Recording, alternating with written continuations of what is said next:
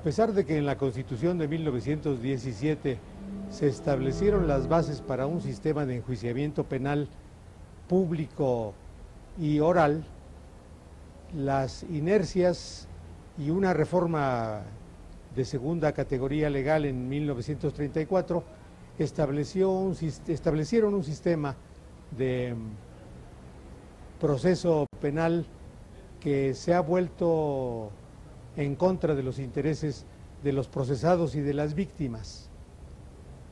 Los juicios son prolongadísimos, la Constitución dice que no deben durar más de un año y actualmente, mientras esté vigente el actual sistema de justicia penal, llegan a durar más del doble de lo previsto por la Constitución, porque los juicios se hacen por escrito, en ausencia del juez, sin que el procesado pueda refutar las acusaciones del Ministerio Público, porque el Ministerio Público, la Procuración de Justicia, se convierte en juez y parte, acusa y decide la suerte de los procesados y sujeta, en combinación con el juez, a proceso a quien no necesariamente tiene una responsabilidad penal. Por eso se multiplican los casos de injusticia plena de personas que pasan muchos meses, a veces hasta años, detenidos, presos, sin que se les haya fijado la responsabilidad que se les imputa. Es decir, se hace realidad una afirmación que oímos y repetimos con frecuencia, que las cárceles mexicanas están llenas de inocentes. Están también llenas de pobres, porque si no se tiene acceso a una defensa adecuada, si no se tiene acceso al pago de una fianza, las personas carentes son víctimas propicias para este tipo de enjuiciamiento que produce atrocidades como el mantener en la cárcel a quien roba en un supermercado unas galletas para su subsistencia. 18 años. ¿De qué te acusan? Un robo de un reloj. ¿De cuánto más o menos valúan el reloj? De 160. ¿Tú robaste ese reloj? No.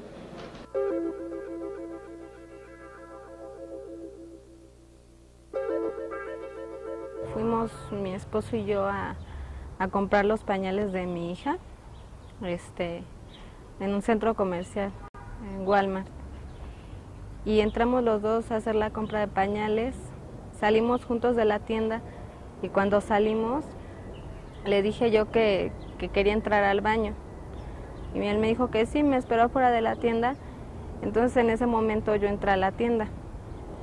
Pero yo pues iba con la intención, tomé 2 cremas y yo tengo un problema de varices muy fuerte en las piernas y no tenía, bueno, yo no tenía dinero para comprar mis cremas más que los pañales.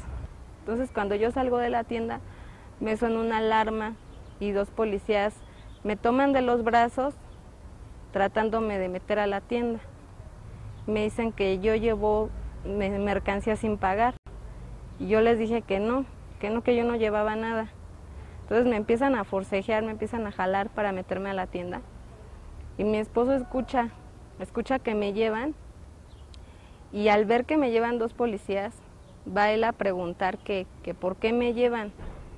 Y le dicen a él que porque llevo mercancía sin pagar. Y le dice él que no es cierto, que es imposible. Entonces me meten a la tienda y le dicen a él que es de mí, dice él que es mi esposo. Y lo meten junto conmigo a la tienda. Entonces a mí me piden que entregue las cosas que trae y yo dije, bueno, está bien, pues las voy a entregar, ¿no? Y me dijeron que si traía para pagar, les dije yo que no traía dinero, pero que cerca de ahí vivía su tía, que le podíamos llamar para que pagara las 2 cremas y nos dejaran ir. Nos dijeron que no. Les dijo mi esposo que lo dejaran ir a él, que pues que él no había hecho nada.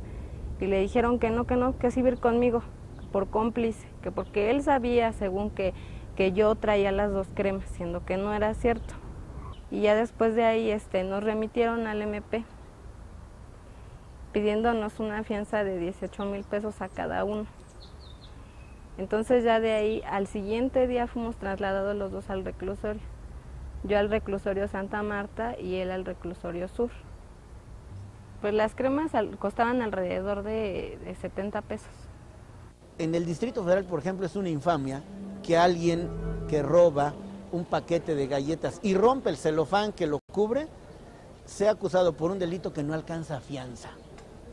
Sí, por supuesto que esa antisocialidad no puede quedar impune, aunque eventualmente se demuestre que robó porque tenía necesidad de comer, el robo de famélico o de indigente, como se llama.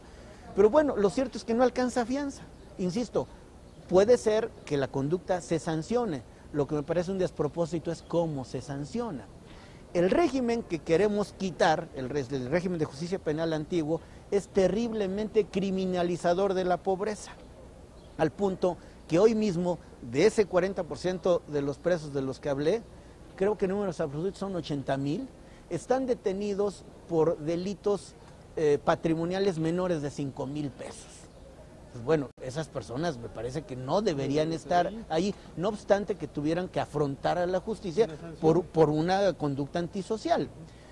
Tú puedes, si tienes dinero, frenar una averiguación previa de distintas maneras. Tu primera entrada es la policía judicial, tu segunda entrada es el Ministerio Público. Entonces, quien tiene dinero tiene forma de seguir entrando al mercado de la impunidad y pagar.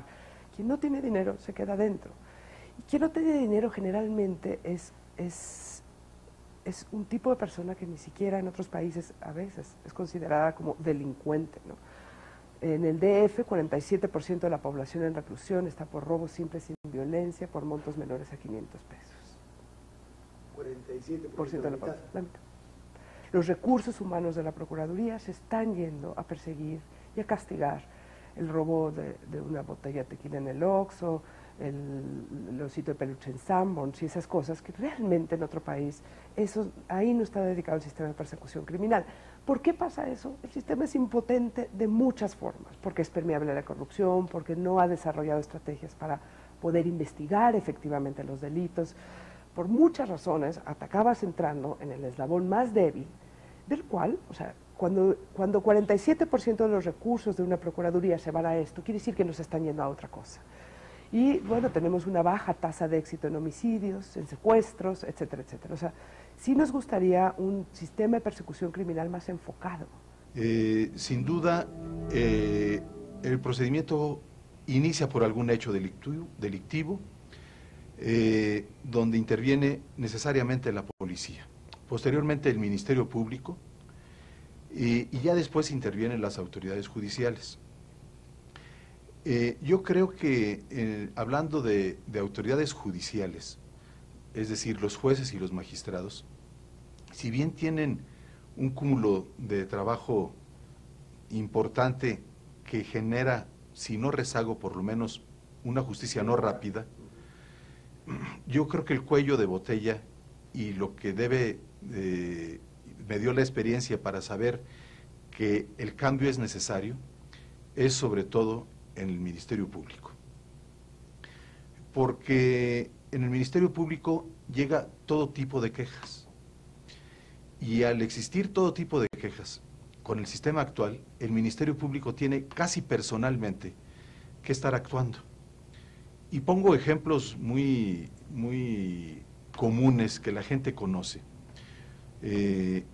No es en el Distrito Federal, porque en el Distrito Federal se modificaron un poco esta legislación, pero casi en toda la República, en el interior, un accidente de tránsito simple, tiene que ir tránsito o la seguridad pública, y en algunos momentos, casi en la mayoría de los eventos de este tipo, tiene que estar presente el Ministerio Público para que dé fe de los hechos.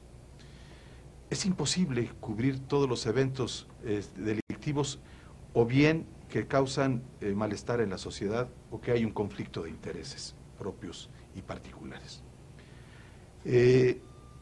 Eso también se transforma en lo que es el Poder Judicial, porque el Ministerio Público tiene una mentalidad, porque así nos formaron.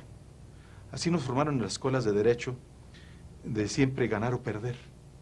Y cuando uno entra a la función ministerial, a la procuración de justicia, se puede uno dar cuenta que le van imbuyendo y influyendo en la mentalidad de la gente del Ministerio Público, que todo hay que consignarlo.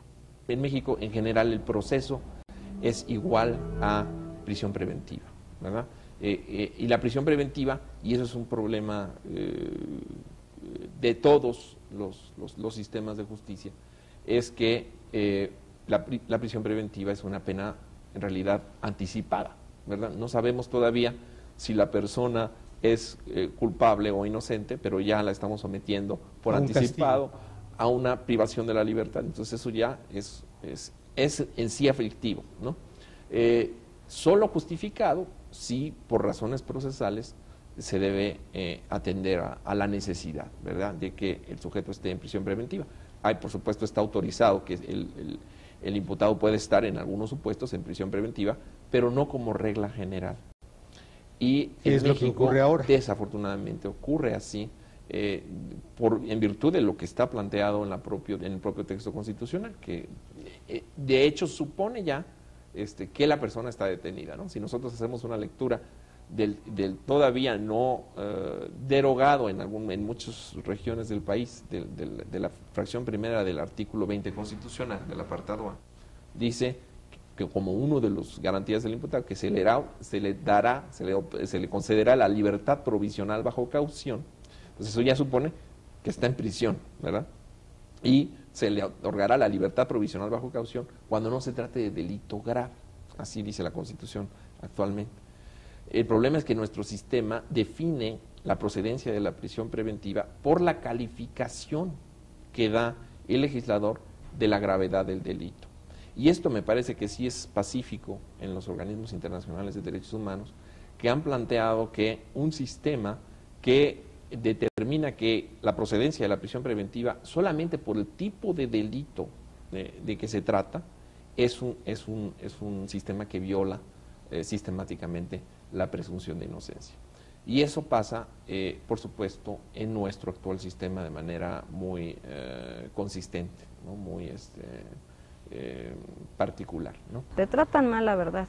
No tienes buen trato en un reclusorio, sinceramente. Yo estaba muy preocupada por mis hijas. Yo no sabía nada de ellas, nada. Estuve en el reclusorio un mes. Pues mi esposo salió primero que yo. A él pues lo ayudaron y salió primero y después él me ayudó a salir a mí.